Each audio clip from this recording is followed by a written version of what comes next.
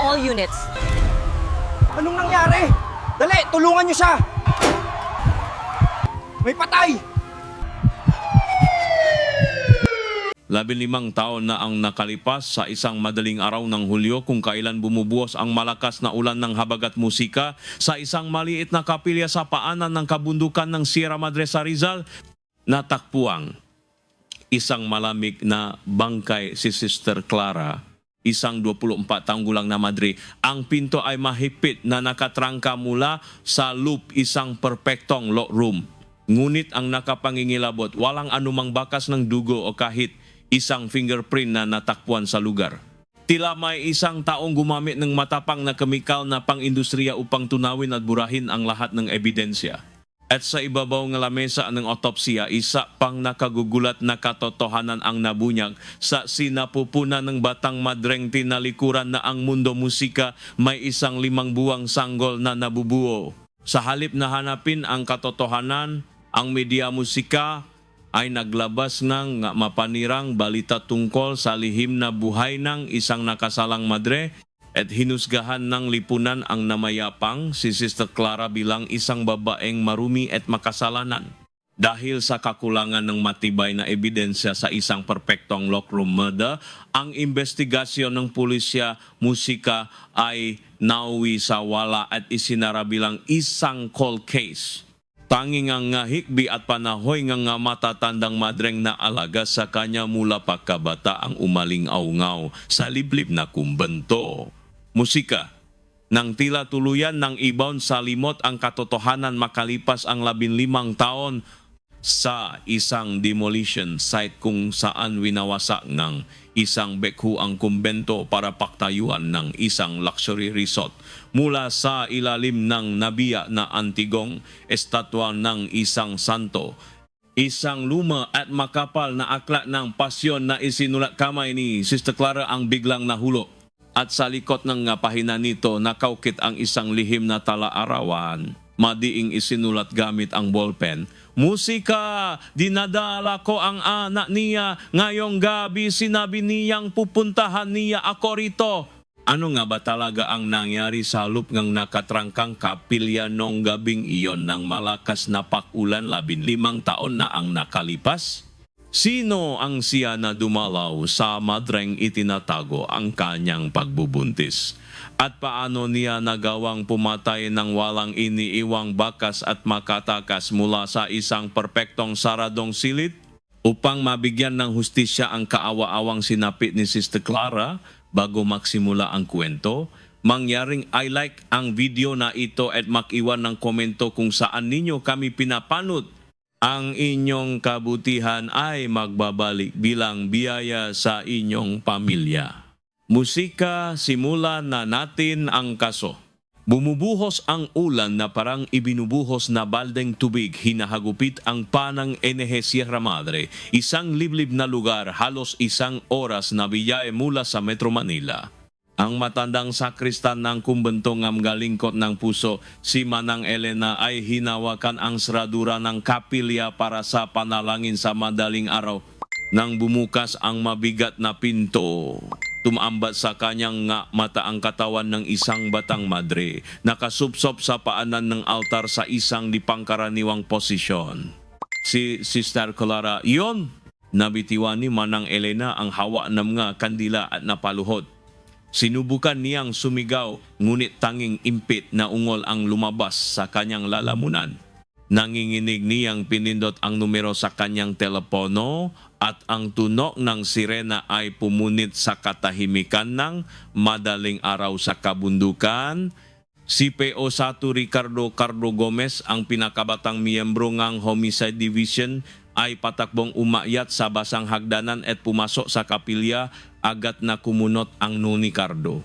Isang matapang na amoy na kemikal tulad na muriatic acid ang bumalot sa buong kapilya. Ang amoy na iyon na humalo sa alimuam ng tag-ulan ay hindi kailanman dapat maamoy sa isang banal na lugar. Ang crime scene ay nakapanggingilabot sa kalinisan, tila may nagbuhos na isang espesyal na solusyon upang tunawin ang lahat na dugo at fingerprints dahil walang kahit isang patak na dugo sa sahig. Ang mas hindi maintindihan ni Cardo ay ang pintong kapilya. Ito ay nakatrangka mula sa loop isang perpektong saradong silid. Isang bangkay sa loop ng silid na nakakandado mula sa loop. Nakatinginan ang mga investigador at yumiling. Makalipas ang 2 araw, sa malamig na mesa ng NBI Forensic Division, inilapa ang katawan ni Sister Clara. Inalis ng medicyo legal ang kanyang surgical gloves at bumuntong hininga. Kinumpirma niya na mayroong 5 buwang fetus sa sinapupunan ng madre. Ang nakagigimbal na balita ng pagbubuntis at pagpaslang sa isang madre ay mabilis na kumalat sa buong bansa na puno ng camera flash ng reporterang tarangkan ng kumbento. Sa gitna ng kaguluhan, isang lalaki ang humahangos na dumating sa burol. Siya si Ati Marco de Villa, isang tanyak at magaling na abogado. Lumuhod si Marco sa harap ng kamera, ipinatong ang 2 kamay sa lupa at humagulgol. Si Clara ay itinuring niyang kapatid, sabay silang lumaki sa ampunan na pinapatakbo ang kumbento. Nangingini ang nga balikat ni Marco at ang nga luhang tumutulo mula sa kanyang kinagat na labi ay pumapata sa kanyang mamahaling pantalon. Sa likod niya, 3 matatandang madre na puti na ang buho ang walang tigil sa pagdarasal ng rosaryo habang lumuluha. Ang nga madreng ito ang kumupkop at nakpalaki kina Marco at Clara mula pa kasanggol. Noong naaral ba si Marco para sa bar exams, nabenta ng dugo at namulot ng basura ang nga madre para lang may pangtustos sa kanyang paaral. Ngayon, ang isa sa kanilang mga inalagaan ay bumalik bilang isang malami na bangkay, kaya't walang katapusan ang pag-agos ng luha sa kanilang mga kulubot na mukha. Naniniwala ang mga investigador na ang salarin ay pamilyar sa bawat sulok ng kumbento, kaya't sinimulan nilang imbestigahan ang lahat ng taong may kaugnayan dito. Ngunit si Cardo Gomez ay may ibang tinitignan. Hindi niya pinalampas ang katotohanan sa tuwing umiilaw ang pulang recording light ng kamera. Ang mata ni Marco ay tila nakatuto sa lens. Kapa namatay ang ilaw, agad na natutuyo ang kanyang mata at kapa umilaw muli. Nangingini ang kanyang lalamunan at muling namumuo ang luha. Isinulat ni Cardo ang pangalan ni Marco sa kanyang kwaderno at ginuhitan ito 2 beses. Ngunit ang resulta ang kanyang lihim na investigasyon sa maginawa ni Marco noong gabing ang krimen ay bigo. Noong gabing iyon, si Marco ay dumalo sa isang charity ball sa isang 5-star hotel sa Makati kung saan nakipakamay siya sa daan-daang maimpluwensyang tao. Ang general manager NH Hotel, si Mr. Santos, ay personal na nagdala sa Emega Investigador NH 1212 litrato mula sa event bilang patunay sa alibi ni Marco. Samga litrato, hawak ni Marco ang isang baso enyo champagne na kanjiti at bawat litrato ay may eksaktong timestamp.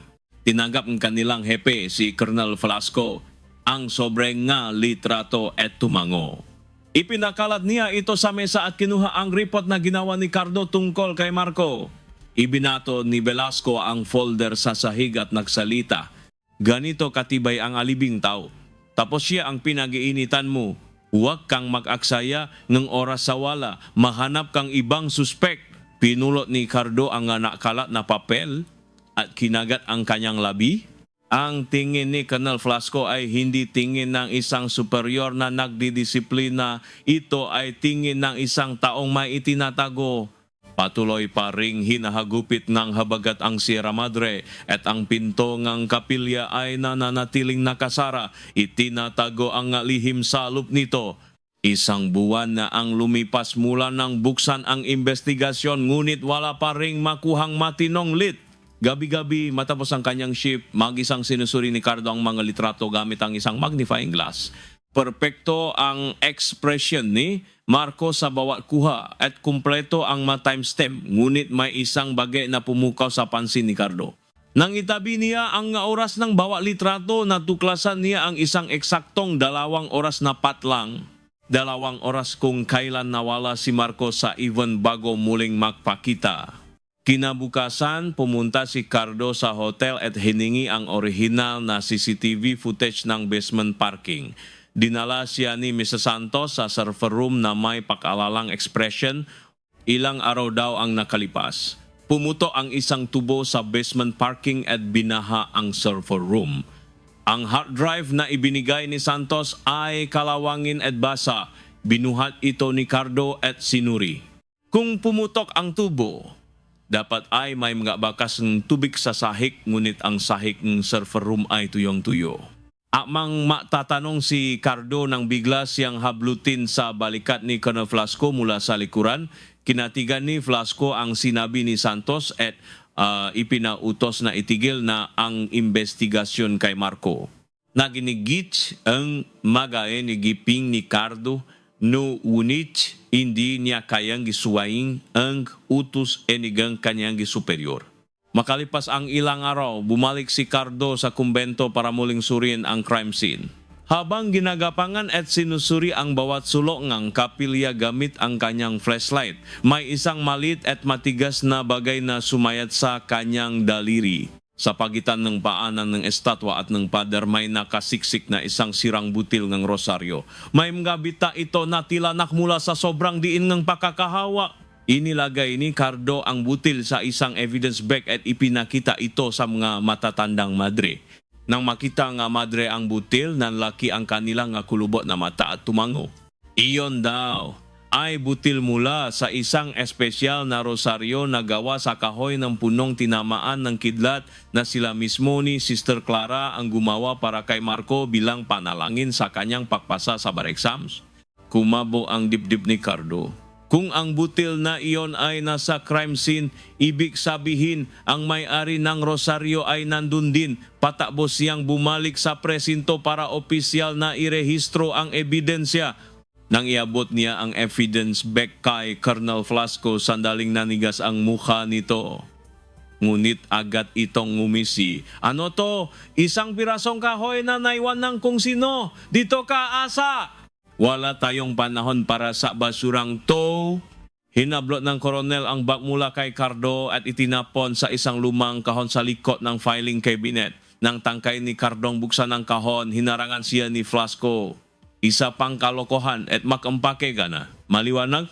Nangingini ang kamay ni Cardo, ngunit wala siyang magawa laban sa pada ng Rango. Ilang araw ang lumipas, sa telebisyon lumabas ang litrato ni Sister Clara na may mapanirang headline, Ang Madilim na Lihim ng Madre. Sunod-sunod na lumabas ang mga balita tungkol sa kanyang maruming pamumuhay. Walang ni isang artikulong natanong kung bakit siya namatay. Walang ni isang balitang nausisa kung sino ang pumatay sa kanya. Ang nga madre sa kumbento ay nakulong at itinigil ang ugnayan sa mundo. Samantala, si Marco ay tahimik na kumilos sa likod ng mga nakatataas sa pulisya. Ang kanyang mapapangasawa ay buktong na anak ng isang makapangyarihang senador at isang salita lamang mula sa kanyang magiging biyenan ay sapat na para yumanig ang pamunuan ng PNP. Isang umaga, isang opisyal na memo ang dumating. Bawasan at buwagin ang Special Investigation Team. Isa-isang naglikpit ng gamit ang nga investigador at si Cardo, ang huling natira, ay nakatanggap ng transfer order. Inilipat siya sa isang maliit na presinto sa isang malayong probinsya. Binuksan ni Cardo ang kanyang drawer at kinuha ang crime scene photo ni Sister Clara. Sa litrato, nakasubsob siya sa harap ng altar, nakapikit at ang kanyang mukha ay may di pangkaraniwang kapayapaan. Itinago ni Cardo ang litrato sa bulsang kanyang dibdib at nilisan ang presinto. Isang buwan matapos buwagin ang investigation team, umalinggaw ang isang marangyang wedding march sa grand ballroom ng isang 5-star hotel. Ikinasal si Marco de Villa sa bugtong na anak ng may-ari ng isang damuhalang construction company. Ang listahan ng mga bisita ay puno nga pangalan ng mga kongresista, senador at may-ari nga malalaking kumpanya. Nakasuot ng mamahaling suit, masayang binati ni Marco ang bisita. Wala pang isang taon, siya na ang naging managing partner ng isang tanya na law firm. Sa bawat interview, hindi niya nakakalimutang banggitin ang pangalan ni Sister Clara. Para sa aking kapatid na pumanaw ng may bahid sa pangalan, ipinapangako kong maninindigan ako para sa mga naapi at para sa hustisya. Humanga ang publiko sa kanyang nga pahaya at binansagan siya ang media bilang ang makatarungang abogado na bumangon mula sa trahedya. Walang nagduda, walang nakaalala.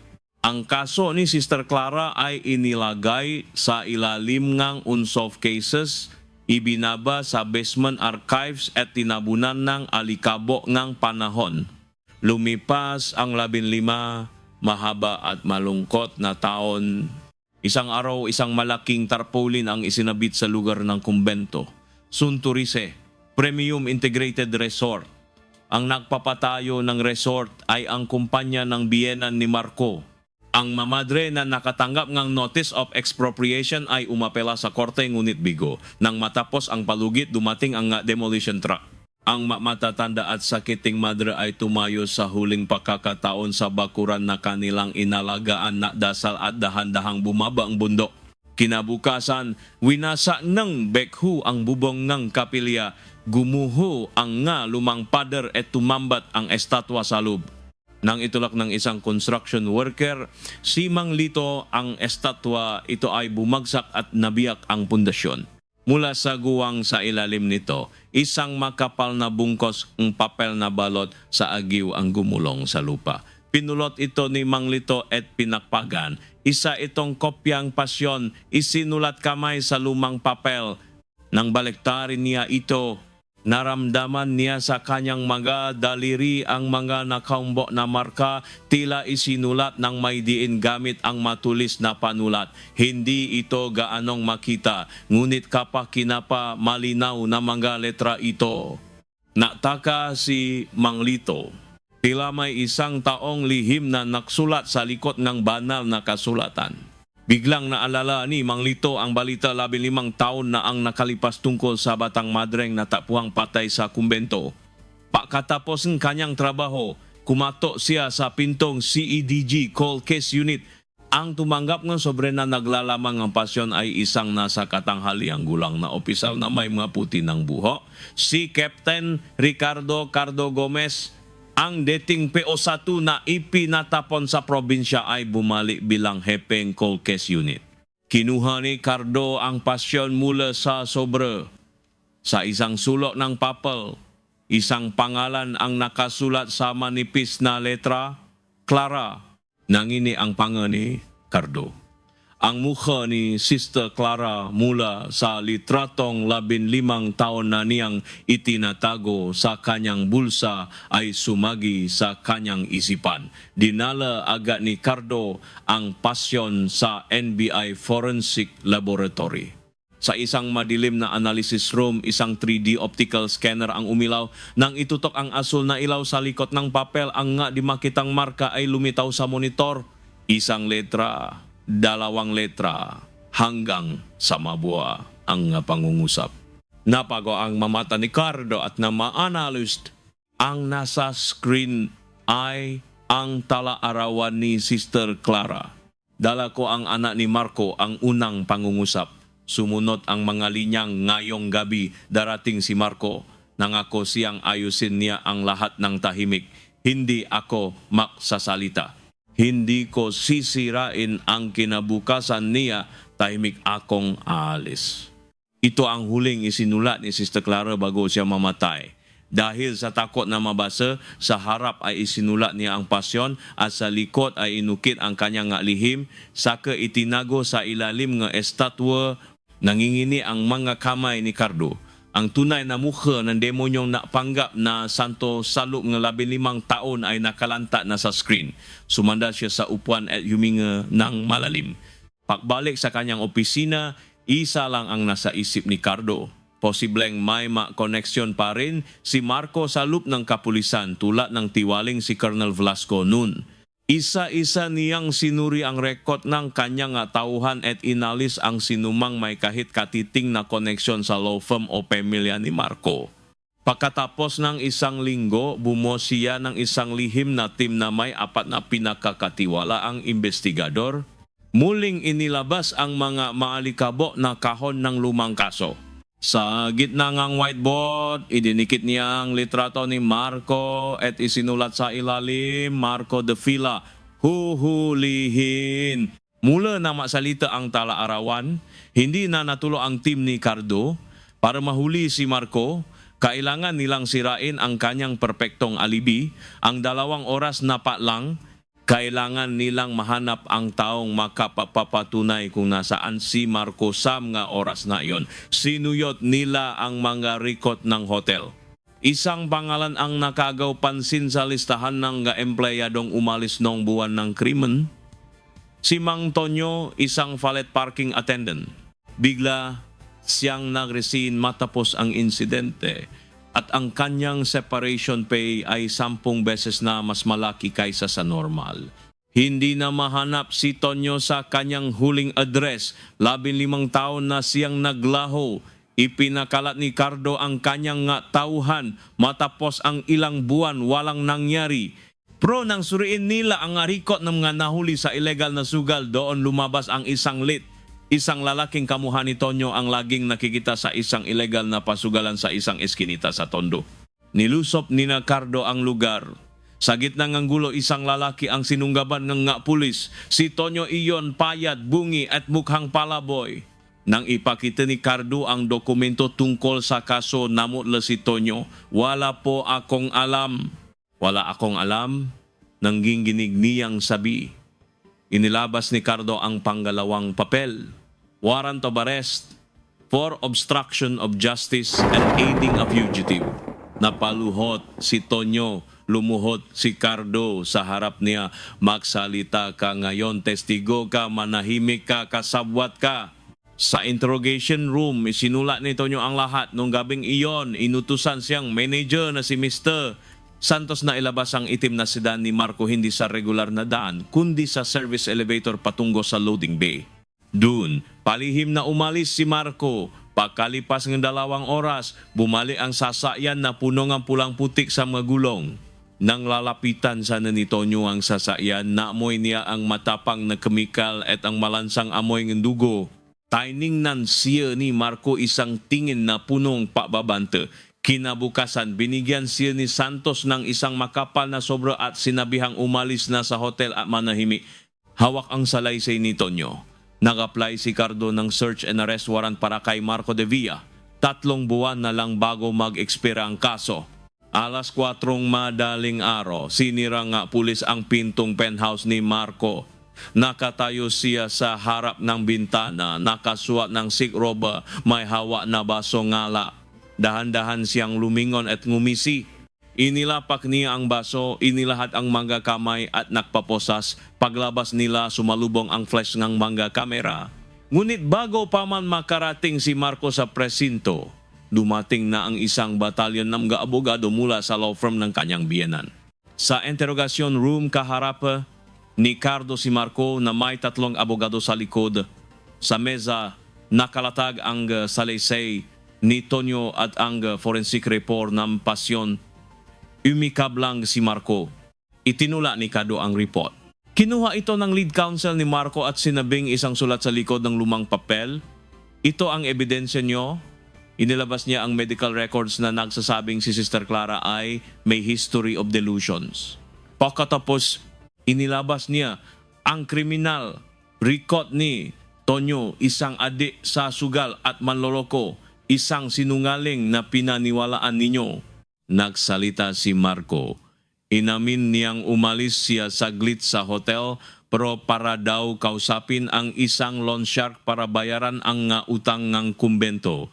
May dala siyang affidavit mula sa nasabing loan shark. Samantala, sinimulan ng media na binayaran ni Marco na banatan ang pulisya. Inosenteng abogado, ginigipit ng pulisya. Ang headline, ang pemya ni Cardo ay nakatanggap ng death threat. Dahil sa pressure, ibinasura ng piskal ang kaso dahil sa lack of evidence. Ipinatawag si Cardo ng hepe at sinigawan na itigil na ang kaso. Bago pa man matapos ang 48 oras, pinalaya na si Marco. Naglakad siya palabas ng presinto, ngumingisi.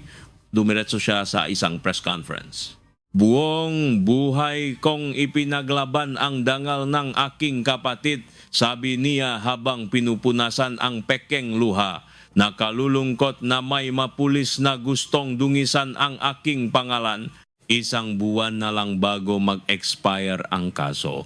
Bumalik si Cardo sa bakanteng opisina, pumasok siya sa interrogation room at paulit-ulit na sinuntok ang pader hanggang sa dumugo ang kanyang kamao. Nung gabing iyon, bumaba si Cardo sa basement evidence room. Sa isang sulok, natappuan niya ang lumang kahon ng kaso ni Clara. Ibinuhos niya ang laman nito. Sa ilalim nga lumang papel, nakita niyang isang maliit na plastic bag. Sa loob nito, ang sirang butil ng rosaryo. Ito na ang huling baraha niya. Bumalik siya sa NBI. Lumuhod siya sa harap ng bagong hepe ng forensics at nakiusap na suriin ito gamit ang pinakabagong teknolohiya. 3 araw at 3 gabing hindi natulog si Cardo, naghihintay sa labas ng laboratorio. Sa ikatlong araw, lumabas ang forensic expert. Hawak niya ang resulta. 2 klas ng DNA ang nakuha. Una, ang dugo na sumipsip sa mabita ng kahoy, perpektong tugma sa DNA ni Sister Clara. Ikalawa, ang nga skin cells at pawis na naipit ng husto sa kahoy, perpektong tugma sa DNA ni Marco na nakuha mula sa basong ininuman nito sa interrogation room. Napatakip ngang mukha si Cardo at napaluhod, humahagulgol, 15 taon. Dumiretso si Cardo sa opisina ng PNP chief. Hindi siya kumato. Sinipa niya ang pinto, pumasok at ibinaksak ang resulta sa mesa.